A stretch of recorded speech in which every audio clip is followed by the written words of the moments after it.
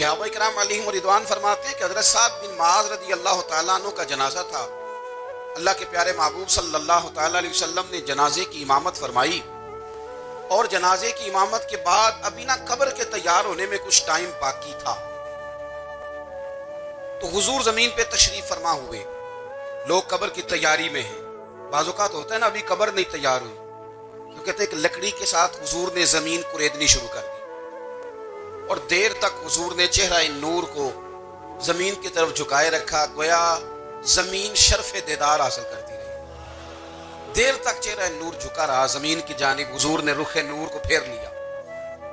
صحابہ کہتے ہیں کہ ہم نہ بڑے، جب حضور ہمارے قریب ہوتے تھے تو ہمارا خیال ہوتا تھا کہ رحمت کی برکھا ہے، اپنے اپنے حصے کا کرم اڈیل لے اپنے اوپر. فرماتے ہیں منتظر تھے کہ حضور کب ہماری طرف رخ انور پھیریں اور ہم کریم سے کوئی بات سن سکیں. ارشاد فرماتے ہیں کہ ہم بڑے شدید منتظر تھے. دیر کے بعد نبی پاک علیہ الصلوۃ والسلام نے چہرہ انور اٹھایا. دیر کے بعد چہرہ انور اٹھایا. یہ دیکھیں تبلیغ ہو رہی ہے، اور جب حضور نے چہرہ انور اٹھایا تو آنکھوں میں آنسو تھے، رو رہے تھے. اور 3 دفعہ حضور نے فرمایا، چونکہ قبر تیار ہو رہی تھی، 3 دفعہ نبی کریم نے فرمایا لوگو قبر آخرت کی منزلوں میں سے پہلی منزل ہے، اس کی تیاری کر لو، اس کی تیاری کر لو، اس کی تیاری کر لو. 3 دفعہ حضور نے یہ جملے دہرائے. کیوں؟ ایک میں تبلیغ کرتا ہوں پر اس میں نہ درد ہے، نہ رونا ہے، نہ وہ لب و لہجہ ہے. ایک حضور دعوت دے رہے ہیں قبر کی تیاری کی، لیکن اس میں آنسو ہے، اس میں خاص رغبت ہے غلاموں کی. تو اپنی زندگی کے اندر جو ہمارا انداز تکلم ہے، ہمارا انداز گفتگو ہے، میں کہا کرتا ہوں کہ ہم نا دین کے لیے جب کلام کر رہے ہوتے ہیں تو شدت ہوتی ہے ہمارے جملوں کے اندر. بعض مقامات شدت کے ہوتے ہیں. آپ جہاد کی بات کر رہے ہیں، ناموس رسالت کی بات کر رہے ہیں، تو کسی جگہ آپ کے لب و لہجے کے اندر شدت کا ہو جانا برا نہیں ہے، بلکہ وہ اچھا ہے. لیکن میرے عزیز ہر وقت ہی کچھ لوگ تلخ ہیں، انہیں کسی وقت بھی آپ ان سے ملاقات کر لیں وہ لوگ آپ کو پریشان ہی نظر آئیں گے. حضرت سیدنا عبداللہ ابن عمر رضی اللہ تعالیٰ عنہ روایت کرتے ہیں کہ نبی پاک صلی اللہ تعالیٰ علیہ وآلہ وسلم نے ارشاد فرمایا کہ جنت میں ایسے بھی کمرے ہوں گے، جنت میں کچھ ایسے کمرے، کچھ ایسے مکانات بھی ہوں گے کہ باہر کھڑے ہوں گے تو اندر نظر آئے گا، اور اندر کھڑے ہوں گے تو باہر نظر آئے گا. یعنی ایک تو تم آئینے لگاتے ہو نا، وہ دیواریں اتنی شفاف ہوں گی کہ اندر باہر سے ان کا حسن دکھائی دے گا. حضرت سیدنا مالک اشعری رضی اللہ تعالیٰ عنہ بیٹھے تھے، کہتے میں نے فوراً عرض کی حضور وہ ملیں گے کس کو؟ وہ جو اتنے حسین گھر ہوں گے کہ دیواریں ہی شیشے کی محسوس ہوں گی، اندر باہر سے حسن کے جلوے دکھائی دیں گے، حضور وہ ملیں گے کسے؟ اللہ کے پیارے محبوب علیہ السلام نے فرمایا وہ اس کو ملیں گے جو گفتگو اچھی کرے گا،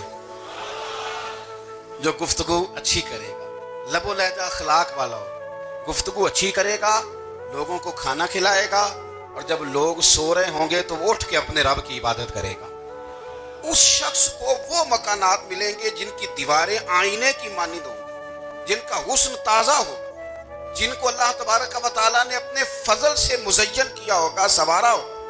ہم اگر تھوڑی سی توجہ کریں نا تو کئی دفعہ وقت گزر جاتا ہے، لہجہ نہیں بھولتا، لہجہ یاد رہتا ہے. آپ تو 2 منٹ کے لیے غصے میں تھے نا، تو آپ نے کوئی بات کر دی کسی غریب کو، کسی شخص کو، آپ غصے میں تھے، آپ نے کہہ دیا، اس بیچارے نے سن لیا، لیکن وہ باتیں اسے سونے نہیں دیتی، بار بار یاد آتی. کوئی آپ کے ساتھ تلخ کلام کر دے نا، کبھی تلخ گفتگو کر دے، بندہ جب سامنے آتا ہے وہ باتیں یاد آ جاتی، تکلیف ہوتی ہے. اور وقت گزر جاتا ہے. لڑائیاں ہمیشہ چل نہیں سکتی. لڑائی کتنی دیر کی ہوتی ہے؟ 1 دن کی، 2 دن کی. قتل بھی ہوں تو اگر قاتل کو پھانسی بھی ہو جائے تو پھانسی کے بعد بالآخر لڑائی تو ختم ہو ہی گئی نا. لڑائی ہمیشہ چلتی، تلخی ہمیشہ چل سکتی نہیں. تلخی روٹین میں چلنے والا سکہ، کوئی سکے روٹین میں چلتے وقتی ہوتے. یہ جو غصے کا لب و لہجہ ہے، تلخی کا سکہ، یہ بھائی روٹین میں نہیں چلتا، اس نے ایک نہ ایک دن ختم ہو جانا ہے. روٹین میں پیار ہی چلتا ہے. حضرت جابر ابن عبداللہ کہتے ہیں حضور پہلے دن مدینہ منورہ آئے، میں زیارت کے لیے گیا تو میں نے مسکراتے دیکھا. 10 سال میں دیدار کرتا رہا اور وصال سے چند دن پہلے بھی میں نے زیارت کی تو مدینے والے محبوب کو مسکراتے ہوئے ہی دیکھا ہے۔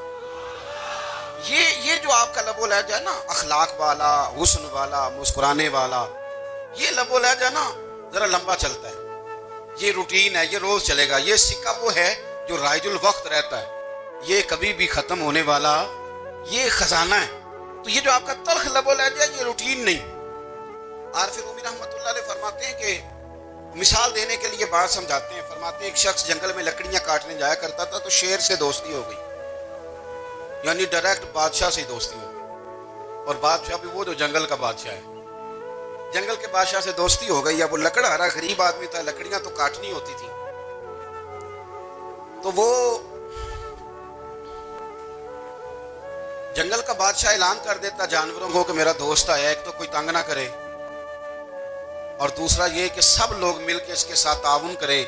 کبھی کوئی جانور لکڑیاں اکٹھی کراتا، کبھی کوئی اپنی پشت پہ گدھا، بیل، گھوڑا، خچر رکھ کے وہ لکڑیاں باہر چھوڑنے آتا۔ تو اب اس کی بڑی دھوم مچ گئی جنگل کے اندر، لکڑہارا مزدور تھا، وہ بادشاہ سے دوستی کر کے بادشاہ ہی بن گیا۔ وہ گھر آ کے نا بیوی کو اکثر بتاتا کہ میرا ایک دوست ہے، میں جاتا ہوں تو ساری پہلے ہی مخلوق کھڑی ہوتی ہے میرے استقبال کے لیے۔ دوستی جو بڑے سے ہو گئی ہے، بنا ہے شاہ کا مصاحب تو پھر یہ ہے اتراتا، وگرنہ شہر میں غالب کی آبرو کیا ہے۔ ہم نے تو پوچھتا ہی کوئی نہیں، یہ تو بنا ہے شاہ کا مصاحب تو پھر یہ ہے اتراتا، وگرنہ شہر میں غالب کی آبرو کیا ہے۔ تو وہ لوگوں کو بتاتا، بیوی کو بھی بتاتا دوست ہے، تو بیوی کہنے لگی اتنی تو تعریفیں کرتا، یہ نہیں بتایا کہ وہ جنگل کا شیر ہے، پر نیرا دوست بتا دیا۔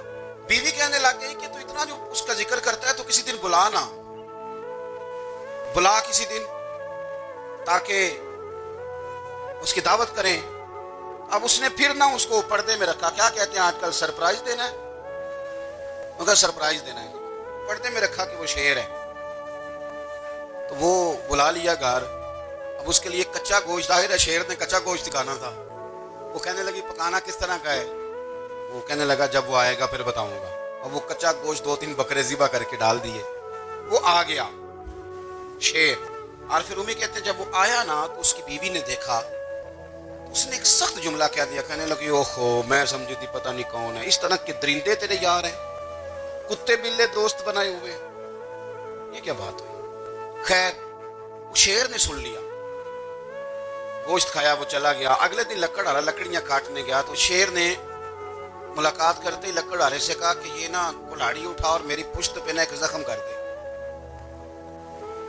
اس نے کہا نہیں میں یہ کام نہیں کرتا، تو میرا دوست ہے۔ اس نے کہا سن بھائی میں نے پیار سے کہا ہے تو مان جا، ورنہ میں ہوں شیر، میں نے تجھے منوا ہی لینا ہے، میں کو تکلیف دوں گا مناسب نہیں تو کر۔ اس نے کلاڑی اٹھائی اور اس کی پشت پہ ایک زور سے زخم لگا دیا، خون بہنے لگا۔ اس نے کہا تو نے آج کے بعد آنا ہے، لکڑیاں کاٹنی ہے، تجھے کوئی کچھ نہیں کہے گا، بس یہ ایک حکمت تھی جو میں نے کیا ہے۔ قصہ مختصر، وہ آتا رہا، لکڑیاں ملتی رہیں، خدمت بھی ہوتی رہی، 6-8 ماہ گزر گئے۔ ایک دن شیر اس سے کہنے لگا یہ میرے ذرا بال اٹھا کے دیکھ، جو نے زخم لگایا تھا وہ کہاں پہ ہے؟ اس نے وہ بال اٹھا کے دیکھا تو زخم ملا ہی نہیں، کئی جگہ پہ ٹٹولا کا یار یہاں تھا یہاں تھا یہاں تھا۔ شیر نے پھر کیا کمال ہی جملہ کہا، اس نے کہا کہ وہ جو کلاڑی کا زخم تو نے لگایا تھا نا وہ مکمل ہو گیا، لیکن تیری بیوی کا جو لہجہ تھا اور اس کی جو تلخی تھی وہ آج تک میرے ذہن میں موجود ہے، وہ ابھی بھی مجھے تکلیف دیتی ہے۔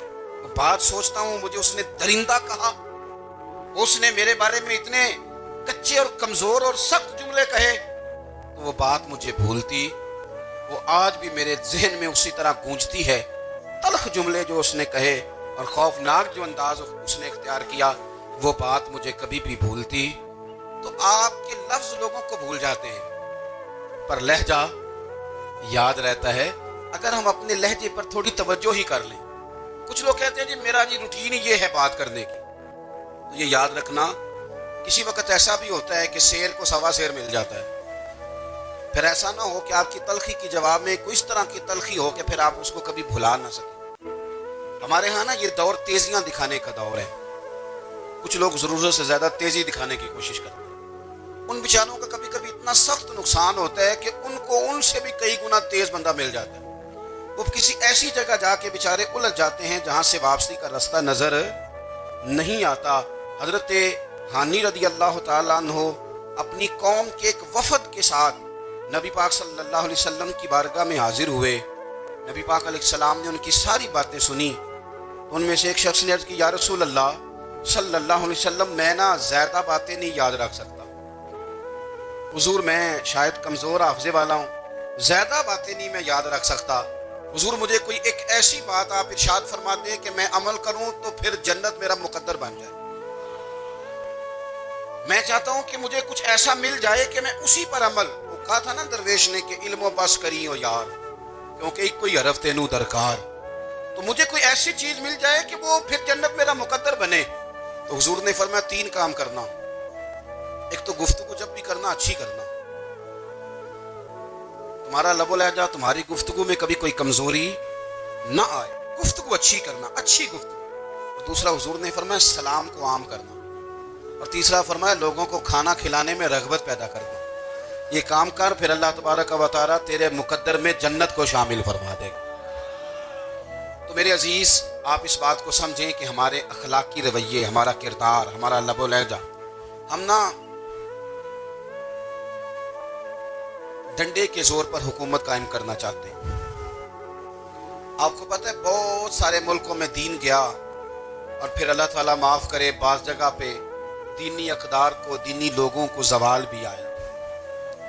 بر صغیر پاک و ہند میں دین آیا لیکن اللہ کے فضل سے زوال نہیں آیا اور کبھی آئے گا بھی نہیں, کبھی آئے گا بھی نہیں. وہ جو ہم پہ بڑا اعتراض کرتے ہیں نا ہمارے معاملات پہ اور بڑے بڑے فتوے دیتے ہیں, یہ بات وہ بھی کہتے ہیں کہ ان کے دلوں میں عشق رسول کی شمع بہت زیادہ فیروزہ ہے. یہ بیگانے بھی مانتے ہیں. کیوں بلا؟ اس کی وجہ سمجھیں.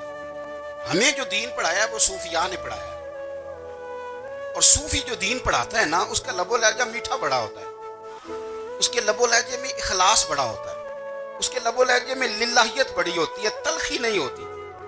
تو وہ دین پڑھاتے نہیں, وہ گھول کے پلا ہی دیتے ہیں. انہوں نے نا لوگوں سے پیار ڈالا, لوگوں کی ان کے ساتھ محبت ہو گئی, پیار ہو گیا, پھر انہوں نے میٹھے انداز میں لوگوں کو دین سمجھایا, ان کو اچھے طریقے سے اچھے لب و لہجے میں دین کی اور خیر کی باتیں ان تک پہنچائیں. اس کا فائدہ یہ ہوا میرے عزیز کہ لوگوں کی روحوں تک دین اتر گیا.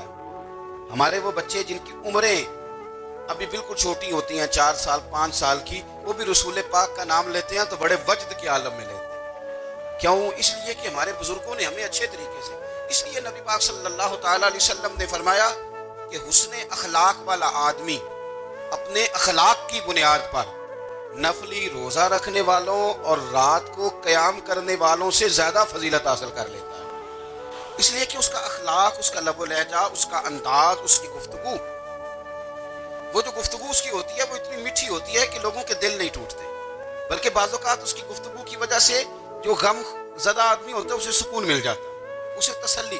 دیکھیں انسان نے انسان رہنا ہے, اس نے نہ فرشتہ بننا ہے معاذ اللہ, نہ اس نے خدا بننا ہے, اس نے انسان رہنا ہے. لیکن وہ کچھ بھی نہیں کسی کا سنوار سکتا, صرف اتنا ہے کہ اگر آنے والے کی وہ صرف اشک شوئی کر دے, بات توجہ سے سن لے اور جاتے وقت 2 جملے تسلی کے بول دیں, اور اس کے جو بول ہوں وہ ذرا میٹھے ہوں, میٹھے کھ سواد نہیں مشری اندر, اساں کھنڈا می چک ڈٹھیاں اور اینا ساریاں شیواں نالوں گلاں سجن دیاں مٹھیاں. اگر انداز تھوڑا سا شستہ ہو, انداز تھوڑا سا ٹھیک ہو, لب و لہجہ تھوڑا سا ٹھیک ہو. اب ہمارے جو جدید اسکالر آئے ہیں وہ کہتے ہیں باڈی لینگویج. باڈی لینگویج کیا ہے؟ نہیں آپ نے کچھ بھی نہیں کہا, لیکن کسی بندے کی طرف دیکھ کے نا آپ تنزن ہنسے ہیں, صرف تکلیف ہوتی ہے کہ نہیں؟ تو آپ نے بات تو کی کوئی نہیں.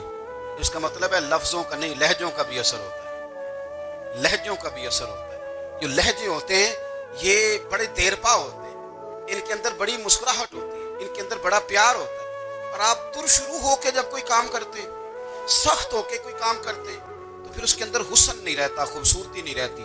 نبی پاک علیہ السلام کا فرمان سنیں, میں بات کو سمیٹوں, کلیجہ ٹھنڈا کرتا ہے.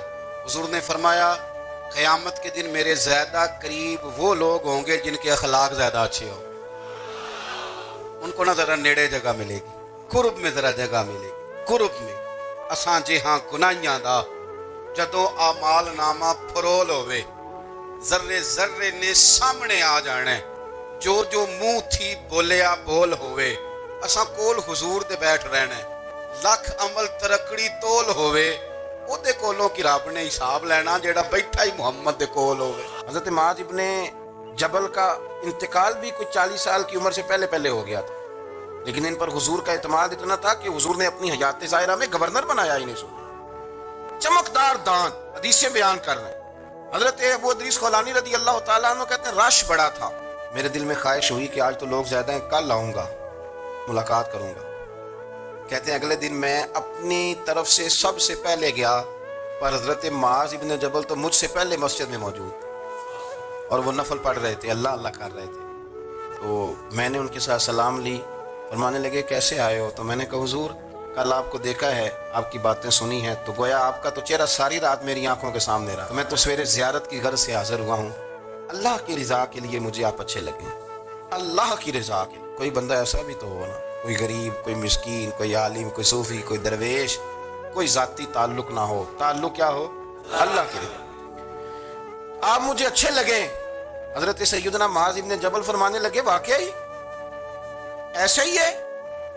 عرض کی حضور بالکل ایسا ہی ہے۔ تو فرماتے میں نے چادر لی ہوئی تھی، حضرت معاذ ابن جبل نے میری چادر کو پکڑ کے کھینچا، فرمایا پکی بات کر یار۔ میں نے کہا حضور پکی کر رہا ہوں۔ تو فرمانے لگے سن، پھر میں نے نبی کریم سے سنا ہے، رسول کریم علیہ السلام نے فرمایا جو دو بندے رب کی رضا کے لیے پیار کرتے آپس میں، اللہ ان دونوں سے محبت فرماتا ہے۔ سن پھر اس کو یاد رکھنا، اللہ ان دونوں سے محبت کرتا ہے۔ حضرت ابو ادریس خولانی سے کوئی پوچھتا تھا نا کہ دنیا میں جانا ہے تو سرمایہ کیا ہے، تو فرماتے تھے یہ جو میں نے چادر لی ہوئی ہے نا، اس چادر کے اندر میرا وجود ہے، اور وجود کے اندر میرا دل ہے، اور دل کے اندر میں نے حضرت معاذ ابن جبل کو رکھا ہوا، میں نے وہاں ان کا ٹھکانہ بنایا ہوا ہے، وہاں ان کا ٹھکانہ ہے۔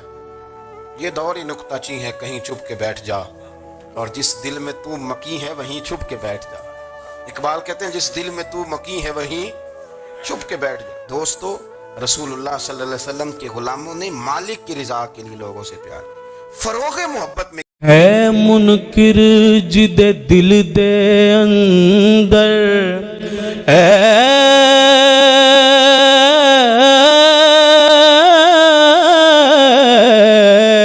ہے منکر جد دل دے اندر، نہیں عشق صدیق ولی دا، ہے منکر جد دل دے اندر، نہیں عشق صدیق ولی دا،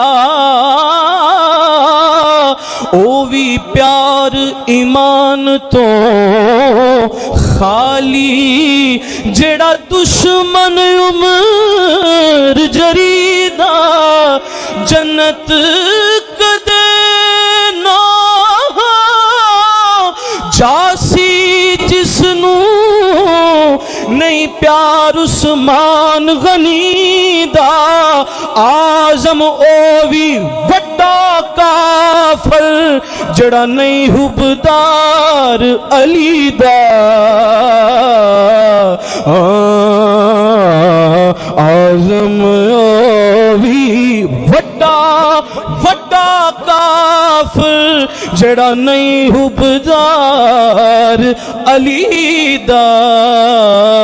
کیا بتائے گا کوئی رفت بام صدیق، کیا بتائے گا کوئی رفت بام صدیق، میرے ادراک سے بالا ہے مقام صدیق، کسی نہ اہل پہ کھلتا نہیں کونین کا راز، کسی نہ اہل پہ کھلتا نہیں کونین کا راز، اور کسی کم ظرف کو ملتا نہیں جام صدیق، کسی کم ظرف کو ملتا نہیں جام صدیق، ہوا اپنے چلن پر ناز نہ کرتی اعظم، دیکھ لیتی اگر انداز خیرہ میں صدیق، چارے یار نبی دے پیارے، چارے یار